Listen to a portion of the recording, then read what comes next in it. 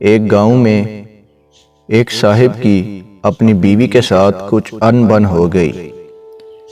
ابھی جھگڑا ختم نہیں ہوا تھا کہ اسی اثناء میں ان کا مہمان آ گیا۔ خاوند نے اسے بیٹھک میں بٹھا دیا اور بیوی سے کہا کہ فلاں رشتہ دار مہمان آیا ہے، اس کے لیے کھانا بناؤ۔ وہ غصے میں تھی، کہنے لگی تمہارے لیے کھانا ہے نہ تمہارے مہمان کے لیے۔ وہ بڑا پریشان ہوا کہ لڑائی تو ہماری اپنی ہے، اگر رشتہ دار کو پتہ چل گیا تو ہام ہاں کی باتیں ہوں گی، لہذا خاموشی سے آ کر مہمان کے پاس بیٹھ گیا۔ اتنے میں اسے خیال آیا کہ چلو بیوی اگر روٹی نہیں پکاتی تو سامنے والے ہمارے ہمسائے بہت اچھے ہیں، خاندان والی بات ہے، میں انہیں ایک مہمان کا کھانا پکانے کے لیے کہہ دیتا ہوں۔ چنانچہ وہ ان کے پاس چلا گیا اور کہنے لگا کہ میری بیوی کی طبیعت خراب ہے، لہذا آپ ہمارے مہمان کے لیے کھانا بنا دیجئے۔ انہوں نے کہا بہت اچھا، جتنے آدمیوں کا کہیں کھانا بنا دیتے ہیں۔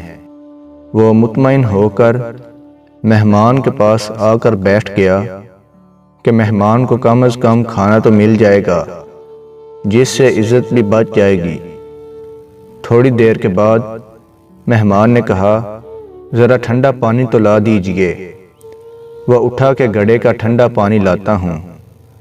اندر گیا تو دیکھا کہ بیوی صاحبہ زارو قطار رو رہی ہے۔ وہ بڑا حیران ہوا کہ یہ شیرنی اور اس کے آنسو، کہنے لگا کیا بات ہے؟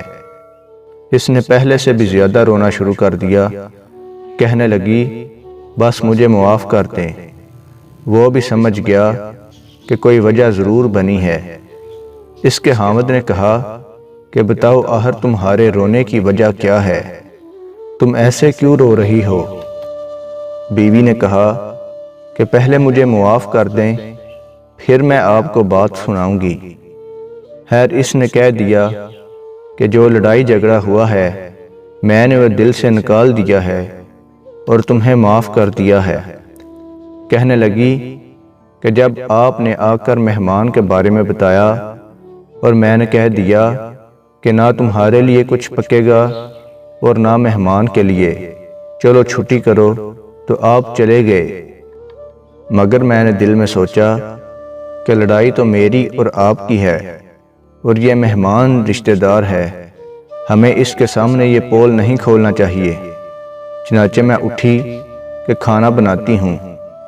جب میں باورچی خانے میں گئی تو میں نے دیکھا کہ جس بوری میں ہمارا آٹا پڑا ہوتا ہے، ایک سفید ریش آدمی اس بوری میں سے آٹا نکال رہا ہے۔ میں یہ منظر دیکھ کر سہم گئی۔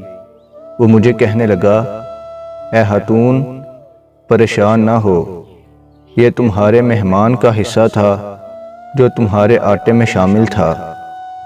اب چونکہ یہ ہمسائے کے گھر میں پکنا ہے، اس لیے وہی آٹا لینے کے لیے آیا ہوں۔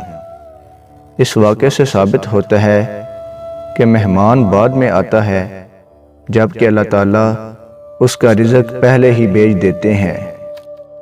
اگر آپ کو یہ ویڈیو اچھی لگی ہو تو چینل کو سبسکرائب کر دیں اور بیل کے آئیکن کو پریس کر دیں۔